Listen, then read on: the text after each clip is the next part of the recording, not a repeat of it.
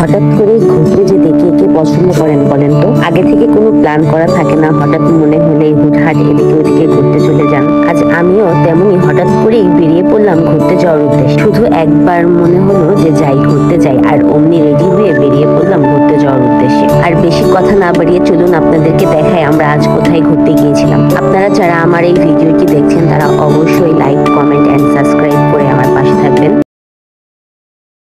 আসসালামু আলাইকুম সবাইকে। সবাই কেমন আছেন? এবার আমাদের সিরাজগঞ্জ আসার পরে কোথাও ঘুরতে যাওয়া হয়নি, তাই হঠাৎ করেই বললাম চলো কোথাও থেকে ঘুরে আসি। আর ঘুরতে যাওয়ার কথা বলতে না বলতেই বেরিয়ে পড়লাম ঘুরতে যাওয়ার উদ্দেশ্যে। আমাদের আজকের গন্তব্য হলো এনায়েতপুরের বেড়িবাঁধ। সিরাজগঞ্জ জেলার মধ্যে অন্তর্গত একটি উপজেলার নামই হলো এনায়েতপুর। সিরাজগঞ্জ শহর থেকে এনায়েতপুর যেতে প্রায় 1 থেকে 1.5 ঘন্টার মতো সময় লেগে থাকে। আমরা সিএনজিতে করে গিয়েছিলাম, আপনারা চাইলে বাসে করেও যেতে পারেন। সিরাজগঞ্জ জেলার মধ্যে এনায়েতপুর, বেলকুচি উপজেলাগুলো তাঁত শিল্পের জন্য বিখ্যাত।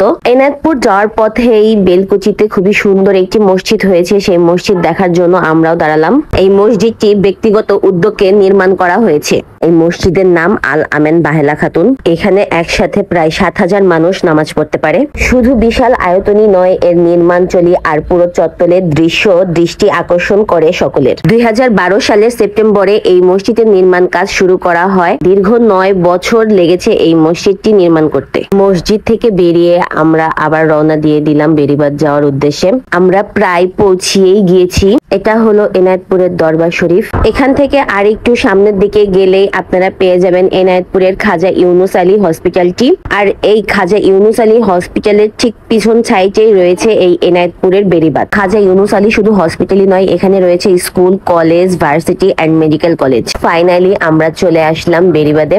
এখান থেকে শুরু হয়েছে বাঁধের রাস্তা। এখানে প্রায় প্রতিদিনই অনেক দর্শনার্থীদের ভিড় হয়ে থাকে। আপনারা যারা আমার এই ভিডিওটি দেখছেন তারা অবশ্যই লাইক, কমেন্ট এন্ড সাবস্ক্রাইব করবেন। বেড়িবাঁধ থেকে নদীর বুক পর্যন্ত বয়ে গিয়েছে বিশাল একটি ব্রিজ। এই ব্রিজটি প্রায় 300 ফিট লম্বা। ব্রিজটির দুধার দিয়ে নানা ধরনের খাবার যেমন ফল, ঝালমুড়ি, ফুচকা এই ধরনের খাবারের অনেকগুলো দোকান রয়েছে। আমার প্রচুর পরিমাণে ঠান্ডা লেগেছে, তাই আমার কথা বুঝতে যদি আপনাদের একটু সমস্যা হয়ে থাকে আমাকে ক্ষমার দৃষ্টিতে দেখবেন। এই বাঁধটি তৈরি করা হয়েছে মূলত যমুনা নদীর হাত থেকে এনায়েতপুর উপজেলাটিকে রক্ষা করার জন্য। বিশেষ করে খাজা ইউনুস আলী হসপিটালের জন্যই এই বাঁধটি তৈরি করা হয়েছে। খাজা ইউনুস আলী হসপিটাল উত্তরবঙ্গের মধ্যে সবচাইতে বড় একটি হসপিটাল। বিকেল হলেই মানুষ ছুটে আসে এই বাঁধে কিছুক্ষণ সময় কাটানোর জন্য। এখান থেকে যমুনা নদীর সৌন্দর্য দেখা যায়। আপনি যদি একবার এখানে আসেন তবে এখানকার মায়াতে পড়ে যাবেন। এই জায়গার সৌন্দর্য অতুলনীয়। এই ব্রিজটি আপাতত এই পর্যন্তই মানুষ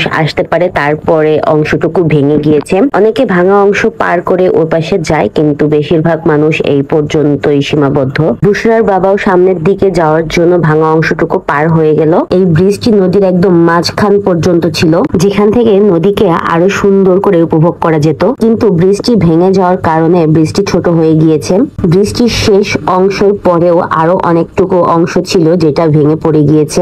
আমরাও সবার মতো এই ব্রিজে কিছুক্ষণ সময় কাটালাম। এখানে দাঁড়িয়ে চারপাশে সৌন্দর্য দেখতে দেখতে হঠাৎ করেই দেখতে পেলাম পানির ভিতরে একটা শিশু উঠলো। আমাদের সিরাজগঞ্জের মানুষ এটাকে শিশু বলে থাকে। আপনারা কি বলে থাকেন আমাদেরকে কমেন্টে জানাবেন। ব্রিজের উপর থেকে আমরা এখন চলে যাচ্ছি বাঁধের নিচে যাওয়ার জন্য। আর আমরা বাঁধের নিচে গিয়ে নৌকাতে করে নদীর মাঝে ঘুরবো। আর এখান থেকে যাওয়ার সময় কদবেল কিনে আমরা কদবেলটি মাখিয়ে নিলাম। দোকানদার মামা অনেক সুন্দর করে আমাদের কদবেলটি মাখিয়ে দিচ্ছিল। কদবেলটা খেতেও অনেক মজার হয়েছে। আমরা চলে আসলাম এখন বাঁধের নিচে। আমাদের নৌকালা মামাও দাঁড়িয়ে আছে। বাঁধের নিচে নামতেই দেখি একটি কচুরি ফুল, আর আমি সেই ফুলটিকে উঠিয়ে নিয়ে বুশরার বাবাকে দিয়ে দিলাম। সে তো আর আমাকে দিল না, তাই আমি তাকে দিলাম। আমরা এখন নৌকাতে উঠে পড়ছি। আপনারা আসলে এখানে নৌকাতে ঘুরতে পারবেন। এখানে ছোট বড় অনেক ধরনের নৌকাই রয়েছে।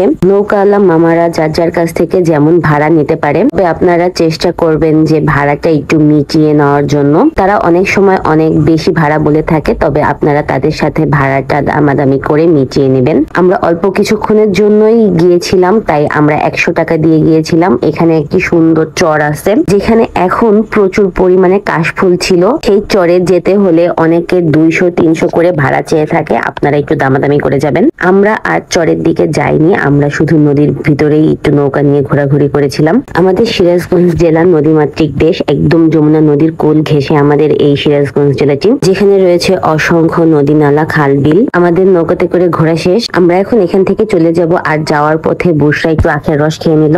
আর এই এনায়েতপুর বেড়িবাঁধ কিন্তু শুধু এনায়েতপুর বেড়িবাঁধের জন্যই বিখ্যাত না, এখানে রয়েছে সিরাজগঞ্জের সবচাইতে বিখ্যাত হোটেল গোলাম হোটেল। এইখানকার গরুর মাংস এবং চিংড়ি মাছ খেতে অনেক দূর থেকে মানুষ ছুটে আসে। গরুর মাংস আর চিংড়ি মাছের পাশাপাশি এইখানে যমুনা নদীর একদম টাটকা সব মাছও আপনারা পেয়ে যাবেন। এখানে ছোট চিংড়ি আর বড় চিংড়িও আছে। আপনি যে ধরনের খাবারই নেবেন 150 টাকা প্লেট। এখানে খেতে আসলে এতটা ভিড় হয় যে মানুষ বসার সিটটাও ঠিকভাবে পায় না। আমরা এখন বাসার উদ্দেশ্যে রওনা দিয়ে দিলাম। যাওয়ার পথে বেলকুচিতে আল আমান বাহেলা মসজিদটি রাতের বেলাতে দেখতে পেলাম আবারও। আমাদের ভিডিওটি আজ এই পর্যন্তই। দেখা হবে আবার অন্য কোনো ভিডিওতে ইনশাল্লাহ। ততদিন পর্যন্ত আপনারা সবাই ভালো থাকবেন। আপনারা যারা আমার ভিডিওটি দেখছেন তারা অবশ্যই লাইক, কমেন্ট এন্ড সাবস্ক্রাইব করবেন।